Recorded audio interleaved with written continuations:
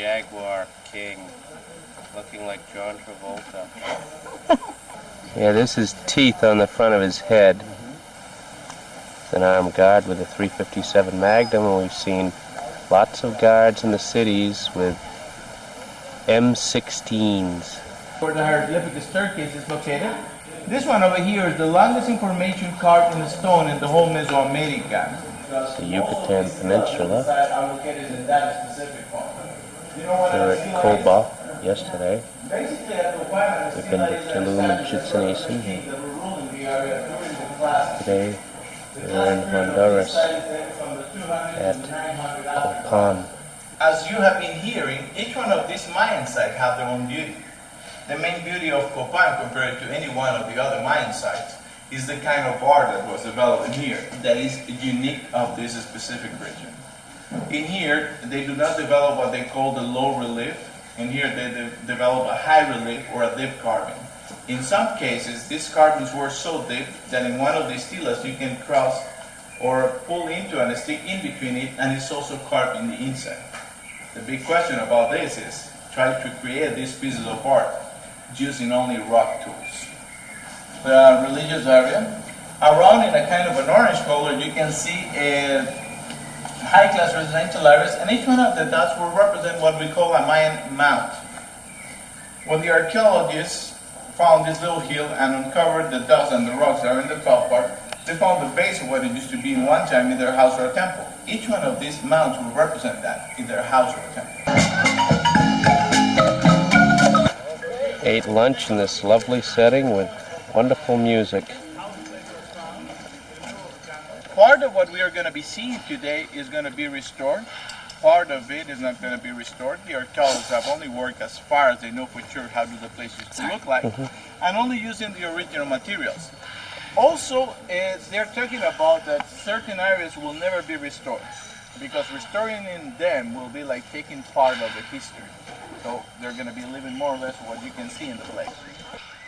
Then the first archaeological works talking about research in the area were not done until the early 1800s. Not exactly from an archaeological point of view, but from a historical point of view. There's a gutter to move water away from the walls, and a round stone, even though they did not know what a wheel was. Also a part of a drainage that is still working right now nowadays. The walls.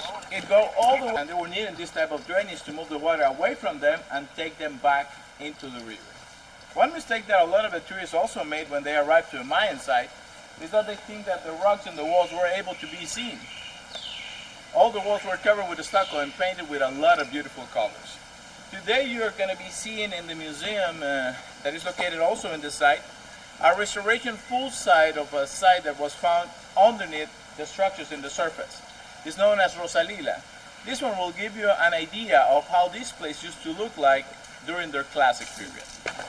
Here's Mr. Ken. Hey, he's going to climb one of the wonderful pyramids. Of a serpent. The body was formed in the roof, and another head in the other side. Underneath the two heads, there were two statues that represent giants, that they were holding up heaven so this one will not fall down into the underworld. This is the king that controlled the slaves and the population through religion and sacrifices. Or in English. This is a ceiba tree. During the Second World War, It has they were thorns using to the protect fiber of this tree, it to make from life deer vests. eating the bark, which has a sweet taste. To the end, you know. But what they're not doing in here is pulling. The replica is a perfect copy of the original, and you can immediately notice the human form in here, like his face. He's wearing up a hairdress that in this case is probably the representation of a macaw mask. The beak used to emerge from here, and it was probably made up of a different material, like wood, so it didn't last that longer. You can even notice his hair coming down in here, and the round thing nearby his faces are not his ears.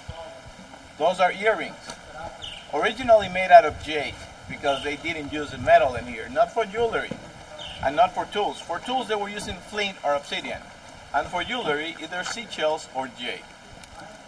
Kind of a pectoral, and you can notice the position of his hands, like in this position, who was a symbol of novelty. You know, most of the kings were represented like this.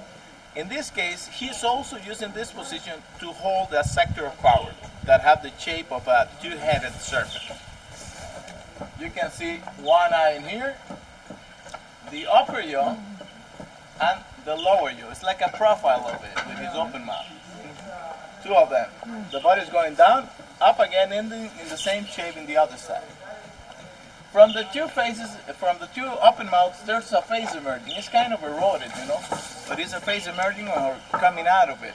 The open mouth of the serpent or the monster was most of the time the representation of the entrance into the underworld. Part of his stomach in here, kind of a hip protector.